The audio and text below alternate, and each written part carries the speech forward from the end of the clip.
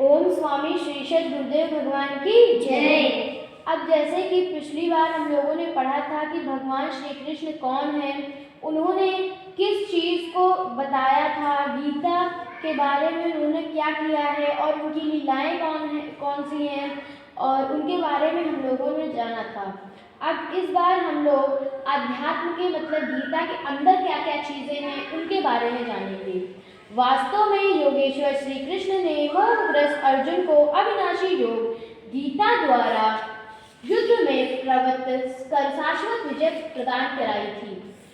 असलियत में जो योगेश्वर श्री कृष्ण हैं, मतलब जो भगवान श्री कृष्ण हैं, उन्होंने मोहग्रस्त का अर्थ होता है जो मोह से ग्रसित हो। मोह मतलब कि जैसे लालचपन हो और सांसारिक चीज़ों में उसका ज़्यादा मन लगे तो उससे ग्रस्त रहने का अर्थ है कि उसके चारों ओर घिरे रहना।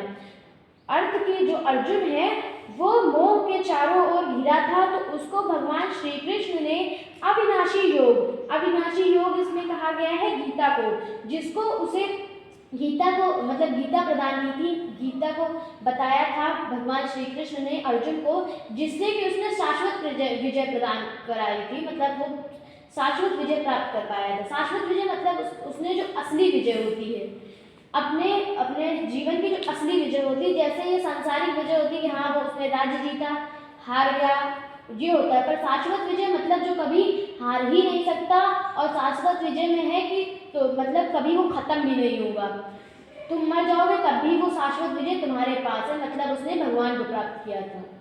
सांसारिक युद्ध में तो विजय का क्रम चलता रहता है। जो हमारा सांसारिक युद्ध होता है, मतलब जैसे हम लोग नॉर्मल देखते कोई लड़ाई झगड़ा होता है और पहले के समय में राजा जीतता था, हारता था, तो उसमें ये हार जीत होती रहती थी सांसारिक युद्ध में। जबकि गीता का युद्ध है मतलब आध्यात्म का युद्ध, कि तुम्हारे अंदर जो युद्ध चल रहा है राम रावण में, बुरी प्रवृत्तियां और अच्छी प्रवृत्तियों में, उसमें विजय प्राप्त होती है, जिसके पीछे हार नहीं है। अगर तुम एक बार राम को प्राप्त हो गए हो, तुम एक बार अच्छाई प्राप्त कर ले रहे हो, अपनी शाश्वत विजय प्राप्त ले रहे हो, तो तुम्हें बाद में वो तुम्हारी विजय कभी तुम्हें छोड़ के नहीं जाएगी, तुम्हारे पास वो हमेशा रहेगी। इसलिए उसके पीछे कभी हार नहीं होती। अगर तुम एक नाम में भगवान को लोगे तो उसमें तुम्हें पाप नहीं पड़ेगा।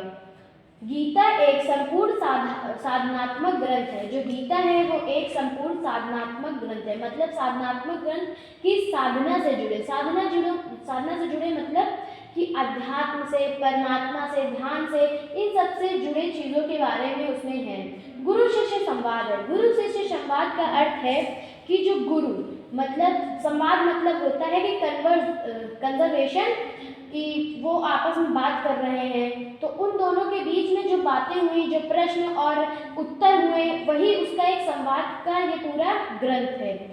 सद्गुरु है महापुरुष योगेश्वर श्री कृष्ण। सद्गुरु अर्थ है कि जिसने उस गीता को बताया है, गीता का ज्ञान दिया है, वो थे योगेश्वर श्री कृष्ण। और शिष्य है जो इस ज्ञान को ग्रहण कर रहा है, जो इस ज्ञान को सुन रहा है, वो है अनुरागी साधक, मतलब एक बहुत ही सच्चा भक्त अर्जुन। हम सबकी अनुराग पूरित लगन ही अर्जुन है।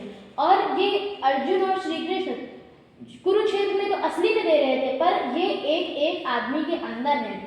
और हम लोगों की जो अनुरागिक पूर्ण लगन है, मतलब हम लोग जब भगवान को भजते हैं तो उनके प्रति जो हमारी श्रद्धा होती है, उसी को हम वही अर्जुन होता है, उसी को हम अर्जुन कहते हैं। बच्चों ध्यान देंगे, पूरी गीता का एक भी श्लोक बाहरी मारकाट का समर्थन नहीं करता। अब हम लोग जब यथार्थ गीता पढ़ेंगे तो उसमें जो महाभारत के समय जो गीता लिखी गई थी वो संस्कृत में लिखी गई थी, तो हमारे पूज्य गुरुदेव जी ने उसको हिंदी में अनुदित किया था। और इसमें बताया गया है कि उसमें कोई भी ऐसा श्लोक जो बाहरी मतलब बहुत सारे तब लिखी गई थी, अब तब से अभी तक चलते चलते उसमें बहुत सारे चेंजेस हो सकते थे, कोई अपने श्लोक डाल सकता था, लेकिन जो महाराज जी ने गीता लिखी है उसमें कोई भी ऐसा श्लोक बाहर से नहीं आया है। जो वेद व्यास ने लिखा था उसी को यथार्थ पूर्वक उन्होंने अनुदित किया है, एक भी श्लोक समर्थन नहीं करता। गीता में वर्णित युद्ध क्षेत्र कोई भूक्षेत्र भूखंड नहीं है। सुनो, जो गीता होती है, जो गीता है उसमें एक मतलब कुरुक्षेत्र है, युद्ध क्षेत्र जहाँ पे लड़ाई हुई थी, लेकिन जो आध्यात्म के हिसाब से वहाँ कोई भूक्षेत्र नहीं था। महाभारत में वो भूक्षेत्र था, एक बार वो असली में हुआ, लेकिन जो गीता में वर्णन किया गया है तो वो कोई भूक्षेत्र नहीं है, वो हमारे अंदर ही एक प्रवृत्ति है। गीता वक्ता श्री कृष्ण ने स्वयं ही बताया है। गीता को बोलने वाले, वक्ता होता है बोलने वाला, बताने वाला, तो जो गीता वक्ता है श्री कृष्ण है, उन्होंने स्वयं ही बताया है कि इदं शरीरम कौन्तेय क्षेत्रमित्य विभिद्यते।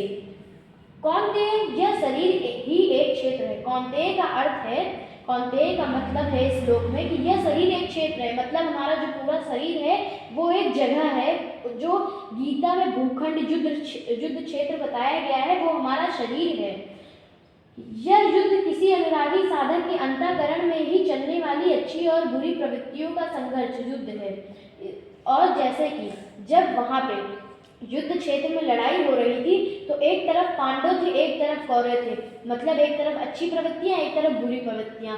और वो युद्ध कहाँ हो रहा था? युद्ध क्षेत्र में। और हमारे अंदर भी तो यही होता है, हमारे अंदर भी तो एक तरफ बुरी प्रवृत्ति और एक तरफ अच्छी प्रवृत्ति आपस में लड़ती रहती है कि हम ये गलत काम करें कि ना करें, हमें इसमें लड़ाई होती है। लेकिन ये लड़ाई कहाँ हो रही है? हमारे अंतःकरण में, हमारे शरीर में।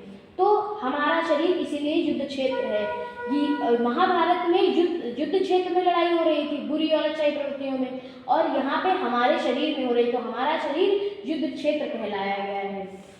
इसका पार पाना ही विजय है। और अगर तुम इस पे जीत जाते हो, जैसे वहां पे जीते थे तो उनको एक राज्य मिल गया, पर अगर तुम अपनी अच्छी और बुरी प्रवृत्तियों में जीतोगे तो तुम्हारा पार हो जाएगा, मतलब तुम भगवान को प्राप्त कर लोगे।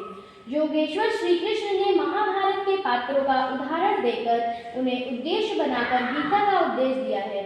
जो योगेश्वर श्री कृष्ण हैं, भगवान श्री कृष्ण हैं, उन्होंने महाभारत के जो पात्र थे, जैसे कर्ण हो गया, संजय, धृतराष्ट्र और वो गंधारी, कुंती, तो इन